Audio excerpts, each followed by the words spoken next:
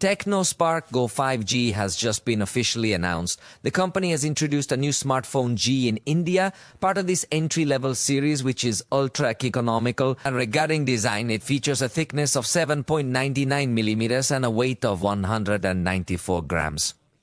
The back cover showcases a captivating design, giving the impression of a much more expensive device. Now that it's trendy for devices to have fewer cameras and a sleek design, it appears this one aligns with that design trend. The display is going to be a 674-inch LCD featuring HD+ resolution, and it will have a refresh rate of 120 Hz. Regarding the cameras on the back, we will find a 50-megapixel camera that is capable of recording video in 2K, following the signature style of Tecno and Infinix. Meanwhile, the front camera will be 2 megapixels. As you may have noticed on the back, although it appears to have two cameras, in reality it will only have one functional camera.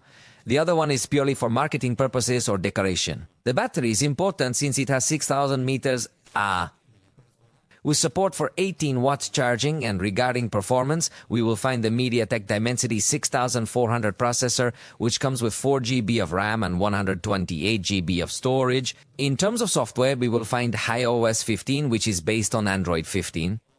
This is something that doesn't fully satisfy expectations, especially considering it's a recently introduced device. However, it's an entry-level device, so we can somewhat understand why it doesn't yet have the latest version of Android. However, what is really striking is that it comes equipped with the AI Artificial Intelligence Suite, which includes a call assistant, a translator, and a variety of other tools. These are shared by Tecno and Infinix, and honestly, seeing these features in an entry-level device will definitely be one of its most appealing aspects. Additionally, Tecno assures up to 5 years of smooth performance. Not about updates, but about smooth performance, which is interesting as we've recently discussed how useful years of updates are for entry-level devices. They promise fluidity, but it's uncertain if they'll deliver.